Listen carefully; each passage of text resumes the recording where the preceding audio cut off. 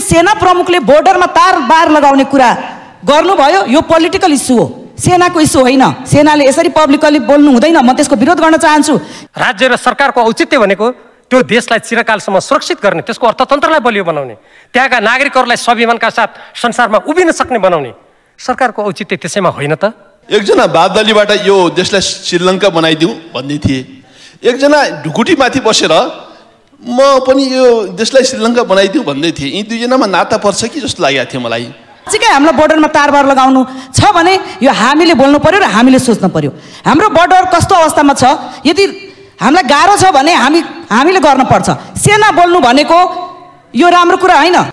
नेपालको हितमा समर्पित हुने कानुन विधि होस्, नेपालको हितमा समर्पित हुने कानुन विधि होस्, नेपाली नागरिक सहज नागरिक विदेशी कोही नहोस्, अस्मिता देशको षड्यन्त्रमा कहिले ध्वस्त नहोस्, अस्मिता देशको षड्यन्त्रमा कहिले ध्वस्त नहोस्, नागरिकता कुचक्र नबनोस्, स्वाधीनता सधैँ बचोस्। मैले गरेको यो सबै सम्पूर्ण अनुरोध नेपाल राष्ट्र ब्याङ्कको गभर्नर श्री महाप्रसाद अधिकारीलाई हो, नेपाल कम्युनिस्ट पार्टी एमालेको अर्थ योजना विभागका सदस्य मिस्टर एम अधिकारीलाई मलाई भनेको हो कि भनेर उहाँले बुझ्नु भएमा क्षमा चाहन्छु। राष्ट्र ब्याङ्कको गभर्नर हो भने सत्ता पछिको सांसदहरूले अर्थ मन्त्रालयको असक्षम लुकाउनका लागि विषयान्तर गरी मनोगत भावना राखेको देख्दा आफैलाई दया भाव जागिरहेको छ। यो सरकार देश र जनताका लागि हो कि कमिसनको जालोमा गठबन्धन टिकाउनका लागि हो सरकार? राजनीतिमा इमान भन्ने कुरा रहँदैन। मलाई आश्चर्य यो कुरामा लाग्छ कि माफियाहरूलाई कर छुट दिन नमाने बापत वा रकम छुट गर्न नदिए बापत गभर्नर जस्तो संवेदनशील पदलाई निलम्बन गर्ने। नेपाल पनि जलाउँछन् जस्तो लागिरहेछ यिनले। यी हनुमानले आज जलाउन खोजिरहेछन्, यिनलाई बाँधेर राख्नु पर्यो। सगुम महोदय, सरकारले भन्नु पर्यो यिनलाई बाँधेर राख्नुहोस्, नत्र यिनले नेपाल जलाउँछन्। आजसम्म कुन सम्झौताको पुनरावलोकन भयो? उल्टो असमान सम्झौता हुँदैछन्। नदी नालाहरू उल्टो शक्ति राष्ट्रलाई दिइँदैछ, अनि के हामी फर्केर आफ्नो हक अधिकारलाई गर्न सकेका छौँ? सम्माननीय सभामुख, आगामी आर्थिक वर्षको मौद्रिक नीति ल्याउँदा अर्थतन्त्रलाई चलायमान हुने गरी ल्याउनुपर्छ। तरलताको अभाव, चुलिँदो व्यापार घाटा, घट्दो विदेशी मुद्रा सञ्चिति, आकाशिदो मूल्य वृद्धि र मागमा सङ्कुचन, यी चुनौतीहरूलाई सामना गर्ने गरी मौद्रिक नीति ल्याइनुपर्छ। परियोजनामा आधारित कर्जा, बैङ्किङ प्रणाली बाहिर रहेको पैसालाई सिस्टममा लिएर आउने कुरा र केही घरानाहरूको कब्जामा रहेको इकोनोमीलाई बाहिर लिएर आउने आँट मौद्रिक नीति मार्फत गरिनुपर्छ। सेयर बजारमा सुधार गर्ने भनेर 4/12को नीति ल्याइयो, यसले ठुलालाई पोस्ने सानोलाई कस्ने काम भयो। राष्ट्र ब्याङ्कले जे सोचेको भए पनि अपेक्षा गरेको परिणाम नआइसकेपछि अब यसलाई सच्याइनुपर्छ। यसलाई सच्याइएन, यसलाई हटाइएन, बन्द गरिएन भने लाखौँ सेयरमा लगानी गरेका साना लगानीकर्ताहरू सडकमा आइपुग्छन्। मैले गरेको यो सबै सम्पूर्ण अनुरोध नेपाल राष्ट्र ब्याङ्कको गभर्नर श्री महाप्रसाद अधिकारीलाई हो, नेपाल कम्युनिस्ट पार्टी एमालेको अर्थ योजना विभागका सदस्य मिस्टर एम अधिकारीलाई मलाई भनेको हो कि भनेर उहाँले बुझ्नु भएमा क्षमा चाहन्छु। धन्यवाद। माननीय श्री गजेन्द्र बहादुर महत। सम्माननीय सभामुख महोदय, मलाई शङ्का लागिरहेकै थियो सभामुख महोदय। एकजना बादलीबाट यो देशलाई श्रीलङ्का बनाइदिउँ भन्दै थिए, एकजना ढुकुटीमाथि बसेर म पनि यो देशलाई श्रीलङ्का बनाइदिउँ भन्दै थिए। यी दुईजनामा नाता पर्छ कि जस्तो लागेको थियो मलाई। नभन्दै यिनी 12 छोरा रहेछन् सभामुख महोदय। यी फेरि बादलीका हनुमान पनि जस्तो लाग्थ्यो मलाई। यी बादलीका हनुमान पनि हुन् कि जस्तो लाग्थ्यो। नभन्दै यो हनुमान पनि रहेछन्, किनभने द्वापर युगमा यिनले श्रीलङ्का जलाएका थिए सभामुख महोदय। अहिले पनि श्रीलङ्का जलिराखेका छ, अहिले नेपाल पनि जलाउँछन् जस्तो लागिरहेछ यिनले। यी हनुमानले आज जलाउन खोजिरहेछन्, यिनलाई बाँधेर राख्नु पर्यो सभामुख महोदय। सरकारले भन्नु पर्यो यिनलाई बाँधेर राख्नुहोस्, नत्र यिनले नेपाल जलाउँछन्। हस् सभामुख महोदय, धन्यवाद। माननीय श्री गणेश कुमार पहाडी। सम्माननीय सभामुख महोदय, यो परमादेशी सरकार बनेको पनि आज ठिक 1 वर्ष भएछ।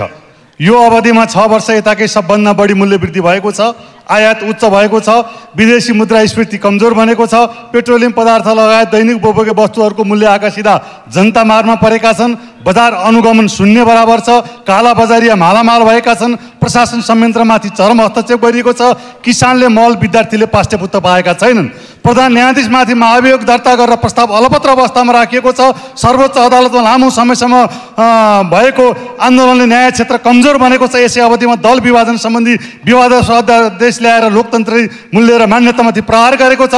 जताततै विकृति नै विकृति बढेको छ। सुशासन कमजोर बन्दैछ, भ्रष्टाचार बढ्दो छ। सरकारले भर्खरै राष्ट्रिय सभामा संवैधानिक परिषद सम्बन्धी विधेयक पेश गरेको छ। यो विधेयक मिथको तिल्के घोडा खरिद गर्ने कार्यविधि जस्तो छ। यो विधेयक पास भएमा संवैधानिक निकाय सम्बन्धी संविधानमा भएको व्यवस्थालाई संकुचन गरिन्छ। मान्य श्री घनश्याम खतिवडा। सम्माननीय सभामुख महोदय, आज मैले केही सुरक्षाका क्षेत्रहरूका विषय उठाउँछु। इलाका प्रहरी कार्यालय मोरङको उर्लाबारीमा गाडी छैन, लेटाङ इलाका प्रहरी कार्यालयमा गाडी छैन, केराबारी प्रहरी कार्यालयमा गाडी छैन, रमिते सिंहदेवी जस्ता ठाउँमा प्रहरी चौकी माग गरिएको छ, सरकार त्यसतर्फ ध्यान दिँदैन। अनि किसानलाई मल छैन, महँगी बढेको छ। यो सरकार देश र जनताका लागि हो कि कमिसनको जालोमा गठबन्धन टिकाउनका लागि हो सरकार? म प्रश्न गर्न चाहन्छु। हप्तै पछि मन्त्री फेरिएको सूचना सुन्नुपर्छ। आज हतियार खरिद गर्ने कुराले सुरक्षा क्षेत्रमा गम्भीर आज जनताको प्रहरी भनेर भन्दा पनि जनता प्रहरीलाई आवश्यक पर्ने भौतिक सुविधा होइन, हतियार किनेर कमिसन खान सरकार लालायत भएको छ। यसतर्फ म सभामुख मार्फत सरकारले सदनलाई स्पष्ट जानकारी गराउनु पर्यो र प्रहरीका घरहरू बनाउनु पर्यो, बिओपीका घरहरू बनाउनु पर्यो र प्रहरीलाई तालिम र अन्यतिर लानु पर्यो। यो हतियार कसलाई ठोक्नका लागि? माननीय श्री चाँद तारा कुमारी। सम्माननीय सभामुखज्यू, नागरिकता विधेयक छिटोभन्दा छिटो ल्याएर पास गर्नको लागि म आग्रह गर्न चाहन्छु, किन भन्दाखेरि अत्यधिक महत्त्वपूर्ण कुरा भएको हुनाले यसमा सबैको ध्यान दिन जरुरी छ। अर्को एसएसपी जुन बेलामा धेरै विरोध भयो, प्रधानमन्त्रीज्यू बाहिर जानु भएन विदेश, तर अहिले पनि एसपीपी अहिले पनि त्यसको चाहिँ पत्रचार भएको छैन। पत्रचार गर्नको लागि म छिटोभन्दा छिटो गर्नु पर्यो भन्नको लागि म भन्न चाहन्छु, यो हामीलाई चाहिँदैन भनेर। र अर्को चाहिँ जुन सेना प्रमुखले बोर्डरमा तार बार लगाउने कुरा गर्नुभयो, यो पोलिटिकल इस्यु हो, सेनाको इस्यु होइन। सेनाले यसरी पब्लिकली बोल्नु हुँदैन, म त्यसको विरोध गर्न चाहन्छु। यदि साँच्चीकै हाम्रो बोर्डरमा तारबार लगाउनु छ भने यो हामीले बोल्नु पर्यो र हामीले सोच्नु पर्यो। हाम्रो बोर्डर कस्तो अवस्थामा छ, यदि हामीलाई गाह्रो छ भने हामीले गर्न पर्छ। सेना बोल्नु भनेको यो राम्रो कुरा होइन, किन भन्दाखेरि हामीले हेरेका छौँ विभिन्न देशहरूको। पाकिस्तानमा जब सेनाले सबै कुरा गर्थ्यो त्यो बेलामा चाहिँ असक्षम पोलिटिक्स भएको अवस्था थियो। अहिले यो माननीय श्री जीप छिरिङ लामा। सामान्य सभामुख महोदय, यो गोर्खाली भनेपछि संसारमा प्रख्यात छ र नेपालीहरू सिङ्गापुरमा आर्मीमा पुलिसमा जागिर खान्छन्, भर्ना हुन्छन्, तर त्यहाँका चाहिँ नि पुलिसहरूले आर्मीहरूले पेन्सन पाइँदैन। त्यति मात्र होइन, उहाँको परिवारलाई पनि सुविधा पाइँदैन। त्यति मात्र होइन, तिनीहरूका छोरछोरी 21 वर्ष पुगेपछि सिङ्गापुरमा बस्न नपाउने भन्ने किसिमको सिङ्गापुरको चाहिँ नियम गएको हुनाले त्यो हाम्रा नेपालीहरू, इमानदार नेपालीहरू, वीर गोर्खालीहरू त्यहाँ जागिरी खाएर उनीहरूको सुरक्षा गरेर सुविधा नपाउने, पेन्सन नपाउने र उनीहरूका छोरछोरीलाई 21 वर्ष पुगेपछि सिङ्गापुरमा बस्न नपाउने भनेपछि यो नैतिकताले मिलेन, मानवताले मिलेन। यो नेपाल सरकारले, म सभामुख मार्फत नेपाल सरकारले यसमा डेभलपमेन्ट हिसाबले पहल गरोस्। धन्यवाद। माननीय श्री झपट बहादुर रावल।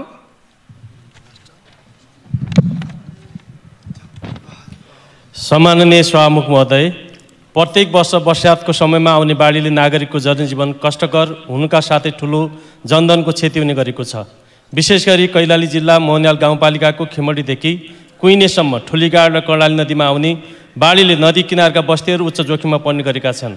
त्यसै गरी लम्कीचुवा नगरपालिकाको चौरी, झोरा र पथरा नदीका विभिन्न स्थानका साथै बर्दगोरिया गाउँपालिकाको कुइरा, काँडा नदीमा आउने बाढीले बसेनी ठुलो धनजनको क्षति हुने गरेको छ। तसर्थ यसको समाधानको लागि दीर्घकालीन वृहत तटबन्धन योजना र एकीकृत बस्ती विकास योजनामा जोड दिनु नै हो। त्यसैले यस विषयमा सरकारको ध्यान आकर्षण गराउन चाहन्छौँ। यसै गरी कैलालीको कर्णाली सिसाबानदेखि कञ्चनपुरको गड्डा चौकीसम्म महेन्द्र राजमार्गमा सवारी दुर्घटनाहरू दिनादिन बढ्दै गइरहँदा पनि उक्त सडक खण्डलाई 4 लेनको निर्माण कार्य अघि बढाउनु सरकारको ध्यान जान सकेको छैन।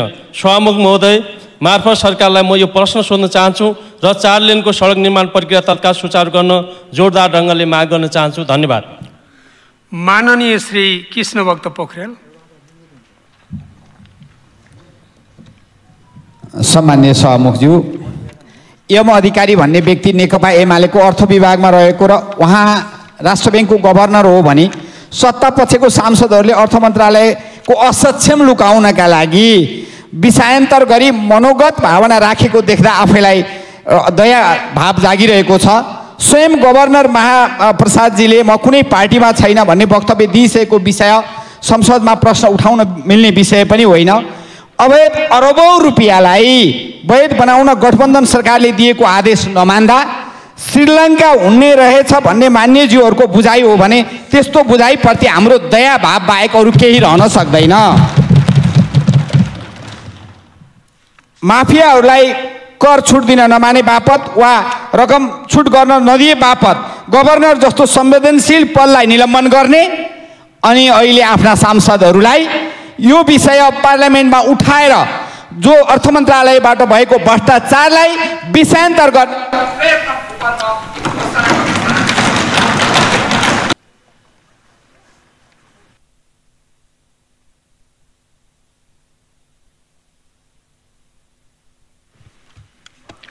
माननीय सदस्यहरू, अब उक्त विधेयकलाई प्रस्तुत गर्न अनुमति माग्ने प्रस्तावमाथि विरोधको सूचना दिनुहुने प्रस्तावक मान्य श्री शेरबहादुर तामाङलाई उक्त विरोध गर्नुपर्नको कारणसहित संक्षिप्त वक्तव्य दिन अनुमति दिन्छु। समय 5 मिनट।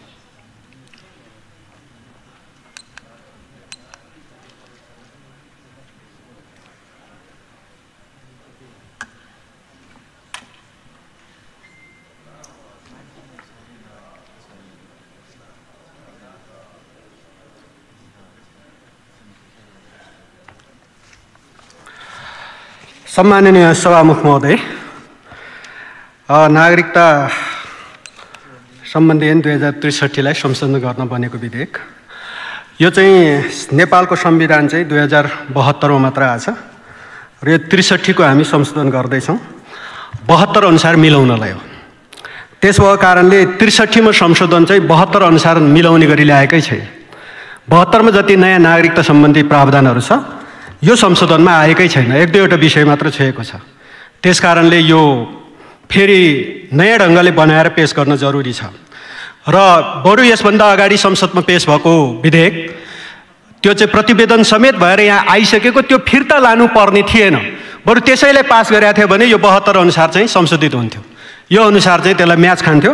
तर अहिले आएको चाहिँ यो त्यसले म्याच खाँदैन, त्यसो भएको कारणले यो फिर्ता गर्नुपर्छ। यो त्यसैले म विरोध गर्दैछु यसमा। अर्को खास गरी नेपालको संविधान 2012ले के अरे 72 को धारा 12ले चाहिँ वंशीय आधारमा पहिचानको नागरिकता प्रदान गर्ने आमा बाबाको नामबाट भने पछाडि यहाँ चाहिँ उसको लैङ्गिक पहिचान चाहिँ खुल्नु पर्दछ।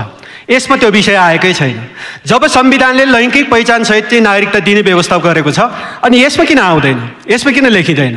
भोलि यो ऐन मात्र यसलाई नागरिकता जारी गर्ने रे लैङ्गिक पहिचान चाहिँ प्राप्त गर्दैन, अर्थात् यहाँ चाहिँ लाखौँ नेपालीहरू जो चाहिँ तेस्रो लिङ्गी छन् र उनीहरूले नागरिकता प्राप्त गर्ने कुरा वास्तवमा यसले चाहिँ बोल्दैन। त्यस भएको कारणले यो कुरालाई खोइ के हेरेर बस्नु भएको छ उहाँहरू कि उहाँहरू नागरिकताबाट वञ्चित हुने स्थिति चाहिँ यो ऐनले प्रष्ट देखिन्छ, यो अहिले आएको विधेयकले। त्यसै गरी बाबुको पहिचान र आमाको पहिचान र आमाको पहिचानलाई भन्दा बाबुको पहिचानलाई प्रमुख मानिएको छ। पितृत्व ठेगाना नभएको यदि त्यस्तो छ भने आमाबाट जन्मेको वंशजको पाउने, तर पितृत्व विदेशको हो भन्ने प्राप्त हुनसाथ थाहा हुनसाथ उसलाई चाहिँ तपाईँको उसको नागरिकता चाहिँ वंशजको खोसेर अङ्गीकृत गर्ने कुरा यो समानताको हकको विपरीत छ। त्यस भएको कारणले यो अहिले जुन आएको छ यो विषय चाहिँ यसले समेट्दैन, यो कुरालाई राम्रोसँग हुनुपर्छ। र यहाँ म के भन्न चाहन्छु भने संविधानको धारा 38(1) ले प्रत्येक महिलालाई लैङ्गिक भेदभाव बिना समान वंशीय हक हुनेछ भनेर प्रष्ट भनेको छ। यो भनेको के हो? समान वंशीय हक। त्यसै गरी धारा 18 को समानताको हकमा पैतृक सम्पत्तिमा लैङ्गिक भेदभाव बिना सबै सन्तानको समान हक हुनेछ। यसको अर्थ बुझ्नु होला। यसको अर्थ के हो भने कुनै एउटा छोरी जन्मे पछाडि उसले बाउ आमाको अंश लिएर ती वंश चलाएर बस्न सक्छ। त्यस भएको कारणले यो विधेयक र ६३ को नागरिकताको प्रावधानले के भन्छ भन्दाखेरि कुनै पनि नेपाली पुरुषले विदेशीसँग बिहे गर्यो, विदेशी महिलासँग बिहे गर्यो भने उनी आउन साथ उनले नागरिकता प्राप्त गर्छ। तर कुनै नेपाली छोरीले कोही अर्को विदेश बिहे गर्न सक्ला। अर्थात् कुनै एउटा समानताको हकले हामीले के प्रत्याभूत गर्छ भने कुनै महिला वा पुरुष अर्थात् कुनै पनि लिङ्गको उसलाई समानताको हक सबैलाई बराबरी छ र समानताको हक अनुसार वासस्थान छनौट अर्थात् सुरक्षित वासस्थान प्राप्त गर्ने हक सबैलाई छ। त्यसै गरी परिवार बसाल्ने हक पनि सबैलाई छ, त्यो पुरुषलाई मात्र होइन महिलालाई पनि त्यत्तिकै हक छ। त्यस भएको कारणले त्यो हकको प्रत्याभूत गर्ने कि नगर्ने, यदि त्यो हकको प्रत्याभूत गरेन भने पुरुष चाहिँ यहाँ जुगा उम्रेकाहरूले कोही बिहे गर्दैछन्, जो आउनुभयो विवाह गर्नुभयो नेपालको नागरिकता प्राप्त गर्नुभयो गरिसक्यो। तर अब यो विधेयकहरू अर्थात् ६३ को चाहिँ यदि नागरिकता ऐनलाई नै मान्ने हो भने नेपाली पुरुषले बिहे गर्ने वाला कोही विदेशमा जन्मिँदैछ, कोही विदेशी चेलीहरू जन्मिँदैछ, नेपाली पुरुषले बिहे गर्ने हो रे भोलि भविष्यमा अनि तिनका नागरिकताको सुरक्षित हामी यसमा गर्दैछौँ। तर नेपाली आमाले जन्माएका नेपाली छोरीहरूको नागरिकताको किन ग्यारेन्टी गर्दैनौँ? उहाँहरूको नागरिकताको सुरक्षित हुन्छ कि हुँदैन? त्यसैले समानताको हकको विपरीत हामी जान हुँदैन। संविधानमा उल्लेख गरेका कैयौँ हामीले हकहरू, समानताको हक, त्यसै गरी महिलाको हकमा सुरक्षित गरेका हक, यस्ता हकहरूलाई हामीले राम्रोसँग चाहिँ यो नागरिकतामा समानता दिन सकेनौँ भने हामीले ६२-६३ को क्रान्ति गरेर बनाएको ७२ को संविधान वास्तवमा यो संविधानको मर्म र भावना यसले बोक्न सक्दैन। त्यसैले हामी असमानतामै बस्छौँ, हामी समानता दिन सक्दैनौँ भन्ने हो भने फेरि भन्नु पर्यो। यदि होइन हामीले संविधानमा समानताको हक लेख्छ भने हामीले सबैलाई बराबरी गर्नु पर्यो। नेपाली नागरिकले विवाह गर्ने विदेशी जोसुकै हुन सकुन्, पुरुषले बिहे गरे आओस् कि महिलाले बिहे गरे आओस्, ती चाहिँ यदि महिलाको हक अन्तर्गत हामीले वंशको हक दिन्छ भने त्यही घरमा पुरुषले कोही महिलालाई बिहे गरेर त्यो घरमा ल्याउन सक्छन् भने महिलाले बिहे गरेर पुरुष ल्याउन सक्ने कि नसक्ने, विदेशी वा स्वदेशी जोसुकै हुन सक्छ, उसले आफ्नो परिवार छनौट गर्न पाउने कि नपाउने, उसले आफ्नो चाहिँ श्रीमान रोज्न पाउने कि नपाउने, पुरुषले रोज्न पाउने, पुरुषले रोजेको कोही विदेशी श्रीमतीहरू विदेशी छोरीहरूलाई तत्काल नागरिकता प्राप्त हुने, तर नेपाली छोरीहरूले रोजेका अर्थात् नेपाली आमाहरूले जन्माएका सन्तानले वास्तवमा तिनका नागरिकताको हक अर्थात् यहाँ वास्तवमा हामीले त्यही भएर यहाँ जन्मसिद्ध नागरिकले नागरिकता पाउने कुराहरूलाई हामीले अझै स्पष्टका साथ यसमा ल्याएकै छैन। त्यसैले यो यति तरिकाले हल्का तरिकाले हामीले नयाँ संविधान बनाइसकेपछि संविधानमा राखेका प्रावधानहरूलाई त्यो संविधानले दिएका जन्मसिद्धले पाउने नागरिकताको कुरालाई हामीले थोकमा चाहिँ यहाँ हिसाब गरिरहेका छौँ। 72 साल असोज 3 गते भन्दा अगाडि जन्मेका यस्ता खालका शब्दहरू प्रयोग गरिएको छ। यो भने के नागरिकता बेला बेलामा खुल्ने टेन्डर हो र? त्यसो भएको कारणले यस्तो होइन। त्यसैले यसलाई अलि रिराइट गरौँ, अलि नयाँ ढङ्गले ल्याउँ र यो संविधानले व्याख्या गरेको, संविधानले उल्लेख गरेका विषयहरूलाई पुरा यसलाई हेरेर यो ढङ्गले लिएर आउँ। त्यसै गरी यो चाहिँ समय सकियो। खास गरी म सिद्धौँलाई सहमुख महोदय कि खास गरी नेपालमा जन्मेका र विदेशमा खास गरी ब्रिटिस गोर्खा सिङ्गापुरमा जो नेपाली नागरिक हुन्, नेपालका हुन्, उनीहरू काम गर्न गएका छन्, हाम्रो नेपालको सन्धि सम्झौता अनुसार काम गर्न गएका छन् र उनीहरूको वंशीय नागरिकताको निरन्तरता, उनको र उनका सन्तानको वंशीय नागरिकताको निरन्तरता समेत यो विधेयकमा आएन। त्यसो भएको कारणले यो विधेयकले धेरै कुरा समेट्दैन। त्यसैले यसलाई पुनः रिराइट गरी आउँ र त्यसपछि मात्रै फेरि यो संसदभित्र छलफल गरौँ। धन्यवाद। माननीय सदस्यहरू, अब उक्त विधेयकलाई प्रस्तुत गर्न अनुमति माग्ने प्रस्तावमाथि विरोधको सूचना दिनुहुने प्रस्तावक माननीय डाक्टर भीमबहादुर रावललाई उक्त विरोध गर्नुपर्नको कारण सहित संक्षिप्त वक्तव्य दिन अनुमति दिन्छु। समय 5 मिनट।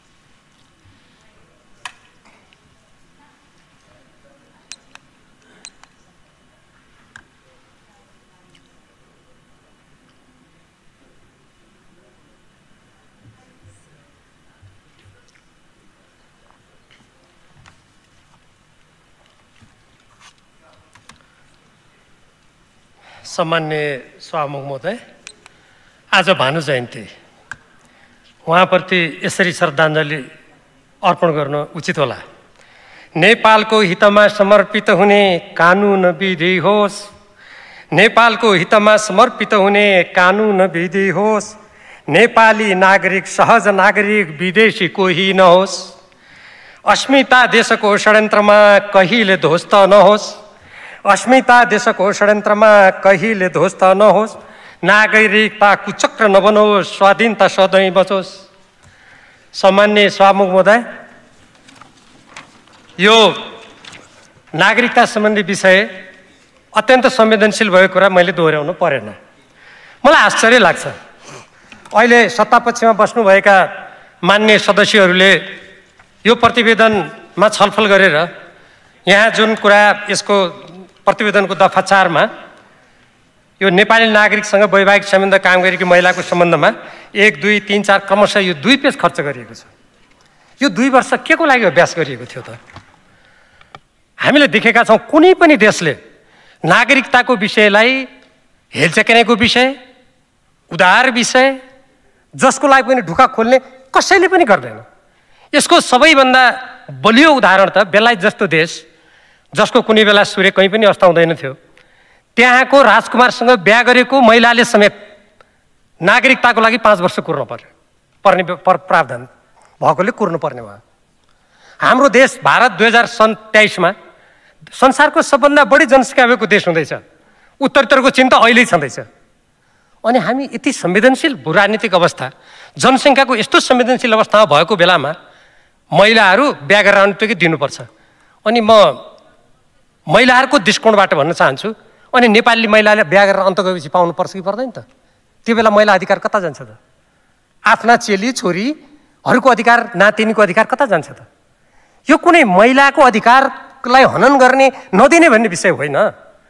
नेपाली नागरिकले नागरिक पाउनु पर्यो र विदेशबाट नागरिक हुनको लागि नेपाल आउने जो अङ्गीकृत नागरिकको लागि योग्य हुन्छन् उनीहरूलाई एउटा प्रक्रियाबाट दिनुपर्छ भनेर त यो प्रतिवेदनमा प्रश्न लेखेको छैन। अनि यो प्रतिवेदन अस्वीकार गर्नुपर्ने के कारण लाग्यो?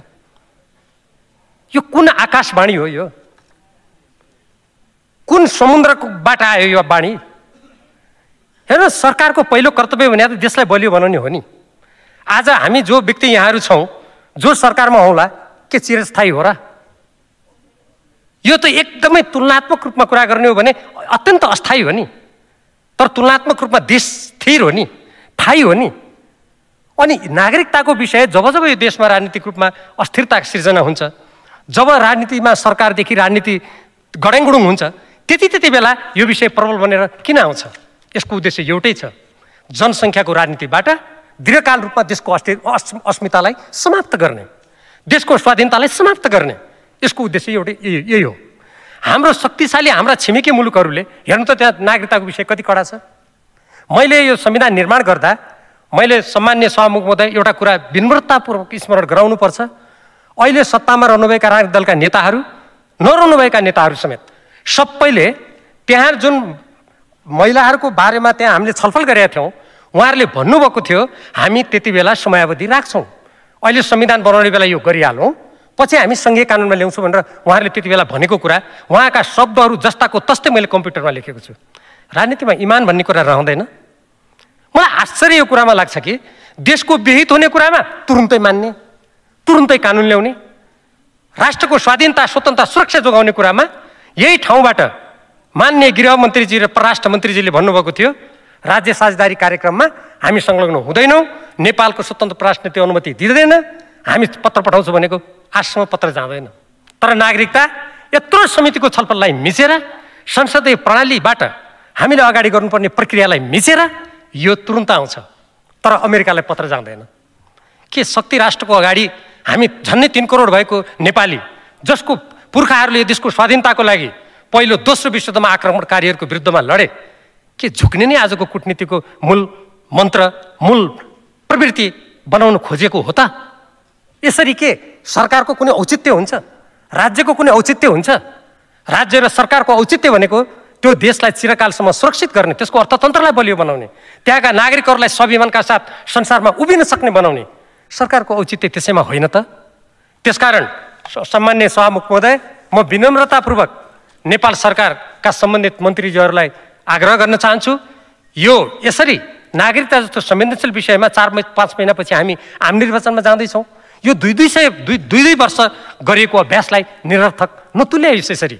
र नागरिकताको विषयलाई कुनै राजनीतिक खेल, राजनीतिक लोकप्रियता या राजनीतिक षड्यन्त्र र दाउपेचको विषय कृपया नबनाइयोस्। यसले राज्यको दीर्घकालीन अस्मिता हितमाथि आँच पुर्याउँछ। त्यस कारणले गर्दा यो नागरिकताका सम्बन्धमा विदेशीलाई ढोका खोल्ने, दुई प्रकारको नागरिकताको लागि ढोका खोल्ने जो नेपालले थेक्नै सक्दैन, थाम्नै सक्दैन। यहाँ गरेका सामान्य कुरा त हामी परिवर्तन गर्न सकिरहेको छैनौँ। 1950 को सन्धिलाई पुनरावलोकन गर्ने भनेर हामीले नेपालको संविधानको धारा 51 को डमा व्यवस्था गऱ्यौँ। त्यहाँ लेख्ने भनेको थियो। म नेताहरूलाई यहीँबाट स्मरण गराउन चाहन्छु, तर पछि के भन्यो भने नलेखौँ, असमान सन्धि सम्झौताहरूको पुनरावलोकन गर्ने र अब उपरान्त समानताको आधारमा सम्झौता गर्ने भन्ने लेख्नुको अन्तर्य त्यो हो भनेर नेताहरूले भन्नुभयो होइन। आजसम्म कुन सम्झौताको पुनरावलोकन भयो? उल्टो असमान सम्झौता हुँदैछन्। नदी नालाहरू उल्टो शक्ति राष्ट्रलाई दिइँदैछ। अनि के हामी फर्केर आफ्नो हक अधिकारलाई गर्न सकेका छौँ? सकेको छैनौँ। त्यस कारणले गर्दा यसरी एउटा देशलाई यस्तो अप्ठ्यारो बेलामा एक प्रकारले भन्ने हो भने चुनावमा जाँदै गर्दाको एउटा सङ्क्रमणकालीन अवस्थामा यस्तो गम्भीर विषयलाई ल्याएर हाम्रो जनसङ्ख्याको राजनीतिबाट देशलाई दीर्घकालीन रूपमा असर पर्ने काम नगरौँ। त्यसकारण मैले यो नागरिकता विधेयक पेश नगरियोस्, यसलाई रोकियोस्, फिर्ता लगियोस् भनेर मैले यो सूचना, विरोधको सूचना मैले दिएको हुँ। कृपया यो विरोधको सूचनालाई गम्भीर रूपमा ग्रहण गरिदिनुको लागि पनि म हार्दिक अनुरोध गर्दछु। धन्यवाद।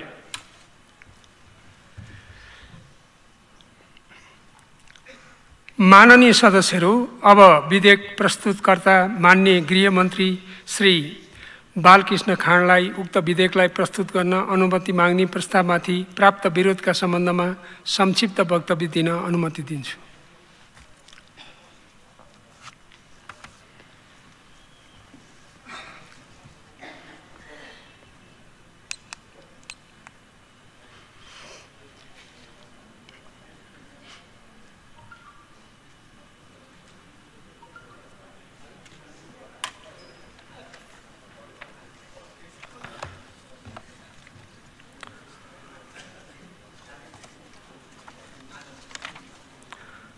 सम्माननीय सभामुख महोदय, नेपाल नागरिकता ऐन 2063लाई संशोधन गर्न बनेको विधेयकका उपर मान्य सदस्यहरूले विरोधको सूचना दिनुभएको छ र सूचना दिने मान्यजीहरूले नागरिकताका सन्दर्भमा आफ्ना धारणाहरू राख्नुभएको छ। सरकारले पछिल्लो पटक नागरिकता विधेयक जो राज्य व्यवस्था तथा सुशासन समितिमा थियो र लामो छलफलपछि प्रतिवेदन समेत आएको थियो, त्यो विधेयकलाई अगाडि बढाउने र पारित गरेर कानुन बनाउनको लागि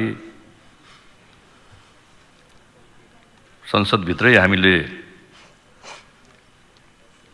वातावरण बनाउने कोसिस गरेका हो। सहमतिबाट त्यसलाई अगाडि लैजाउँ त्यसका लागि प्रयत्न भएको थियो, तथापि त्यो विधेयकलाई अगाडि बढाउन सकिएन, त्यसका कारणले फिर्ता लिनु परेको हो। र विधेयक फिर्ता भइसकेपछि संविधानको मूल प्रावधान अनुसार नै नेपाली नागरिकहरू, बुवा आमा नेपाली नागरिक हुनुहुन्छ तर सन्तानलाई नागरिकता दिन सकिएको छैन, त्यस्तो सङ्ख्या चाहिँ दिनानुदिन बढेर गइरहेको छ र लाखौँको सङ्ख्यामा पुगेको छ। नागरिकता प्रदान गर्न नसकेका कारणले उनीहरूको जीवन, व्यवसाय, शिक्षा दीक्षा सञ्चालनमा असरता छ, हामी सबैलाई थाहा भएकै कुरा हो। त्यस कारणले नागरिकता विधेयकलाई दलहरूको बीचमा छलफल गरेर सहमतिका साथ अगाडि बढाउन सकियोस् र पारित गरेर नागरिकता ऐन बनाएर नागरिकता नपाएका नेपाली नागरिकहरूलाई, युवा युवतीहरूलाई नागरिकता दिन सकियोस् भन्ने उद्देश्यका साथ नै यो ल्याइएको हो। अब नागरिकता प्राप्त नगरेकालाई अब केही महिनापछि आम निर्वाचन आउला, तर निर्वाचन पछि पनि फेरि विधेयकहरू प्रस्तुत होलान्, छलफल होला, पारित होला विभिन्न विधेयकहरू। तर लामो समयदेखि प्रतीक्षारत नेपाली नागरिकहरू जो नागरिकता नपाएर नै असहज जीवन बिताउनु परिरहेको छ, ती नेपाली नागरिकलाई नागरिकता दिन सकियोस् भनेर संविधानले जे प्रावधान गरेको छ, संविधानको प्रावधान अनुसार नै यो विधेयकलाई नेपाल सरकारले अगाडि बढाएको हो। त्यसकारणले सरकारको नेपाल नागरिकता पहिलो संशोधन विधेयक 2079 लाई अगाडि बढाएर यसलाई पास गर्न सकियोस् र पारित विधेयकलाई हामीले ऐन बनाउन सकौं र नागरिकता प्रदान गर्ने कामलाई हामीले अगाडि बढाउन सकियोस् भन्ने उद्देश्यका साथै ल्याएको कारणले म मान्यजीहरूलाई आफ्नो विरोधको सूचना फिर्ता गरेर त्यो नागरिकता विधेयकलाई अगाडि बढाउने र पास गर्ने क्रममा सहयोग पुर्याउनको लागि हार्दिक आग्रह गर्न चाहन्छु। र अहिले यो विधेयकलाई अगाडि बढाइसकेपछि विधेयकमा भएका बुँदाहरूमा, दफाहरूमा छलफल हुने नै छन्। यसलाई एउटा परिष्कृत विधेयक रूपमा संविधानको जे प्रावधान छ नागरिकता सम्बन्धी, हामी सबैले मिलेरै बनाएको संविधान हो, लिखित संविधान छ। र नागरिकता हाम्रो संविधानको भाग 2 को नागरिकता सम्बन्धी प्रावधानमा कुनै पनि नेपाली नागरिकलाई नागरिकता प्राप्त गर्ने हकबाट वञ्चित गरिने छैन नै भनिएको छ। त्यसले बाबु पनि नेपाली, आमा पनि नेपाली, तर लाखौं नेपाली नागरिकहरूले नागरिकता नपाएको अवस्था छ। त्यसले कुनै पनि नेपाली नागरिकता प्राप्त गर्ने हकबाट वञ्चित नहुन् भनेरै यो विधेयकलाई अगाडि बढाएको हो। त्यसकारणले म विरोधको सूचना पेश गर्ने मान्यजीहरूले जुन विचारहरू राख्नु भएको छ त्यसलाई संवेदनशील रूपमा लिँदै यो विधेयकलाई अगाडि बढाउने क्रममा उहाँहरूको पनि साथ र सहयोग प्राप्त होस् भन्ने सरकारको तर्फबाट म आग्रह गर्दछु। धन्यवाद।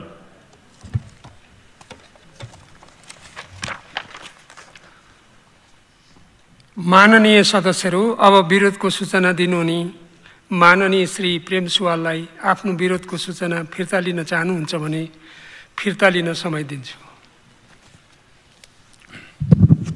सभामुख महोदय, नागरिकता समस्या समाधान गर्न खुला सीमा बन्द गर्ने र विदेशीले समेत पाएको जन्मको आधारमा नागरिकता वितरण छानबिन गर्ने विषय मैले उठाएको थिएँ। गृहमन्त्रीजीले यसबारे जवाफ दिनु भएन।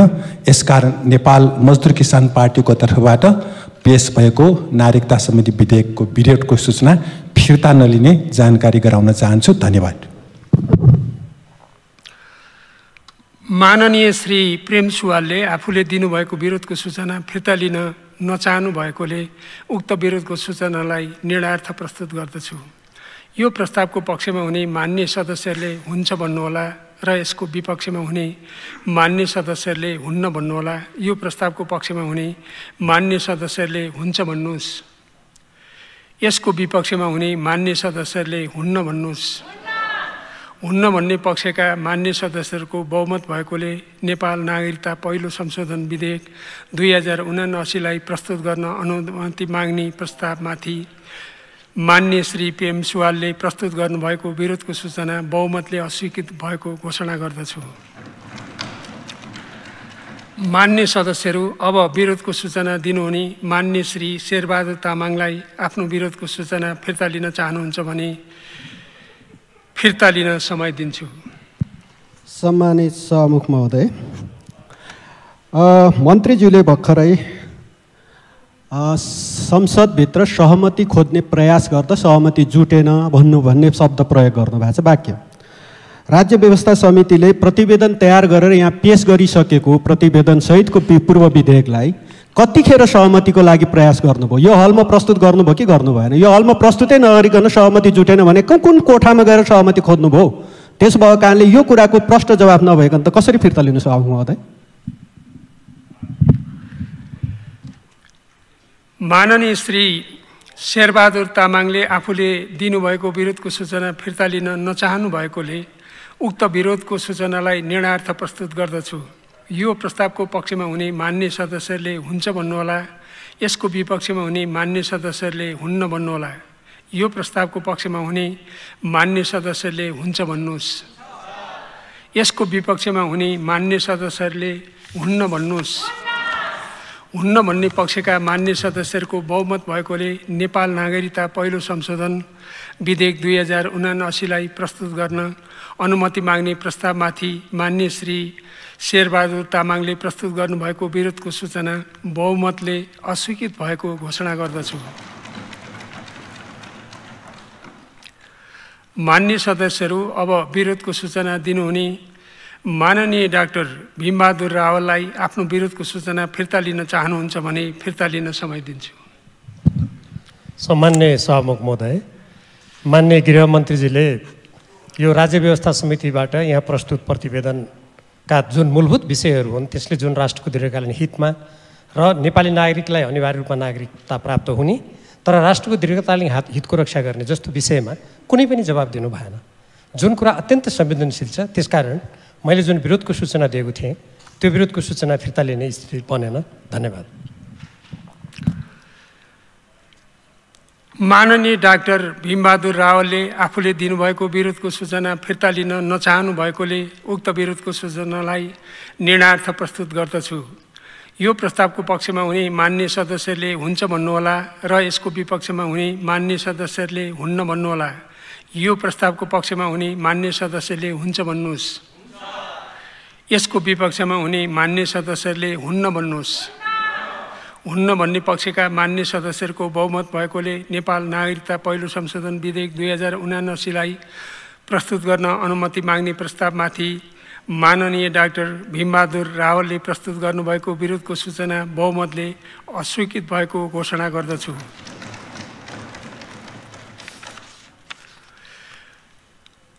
माननीय सदस्यहरू, नेपाल नागरिकता पहिलो संशोधन विधेयक 2079लाई अनुमति माग्ने प्रस्तावमाथि प्राप्त विरोधका सूचनाहरू बहुमतले अस्वीकृत भएकोले प्रतिनिधि सभा नियमावली 2075 को नियम 105 बमोजिम नेपाल नागरिकता पहिलो संशोधन विधेयक 2079 प्रस्तुत गर्न अनुमति प्राप्त भएको घोषणा गर्दछु। मान्य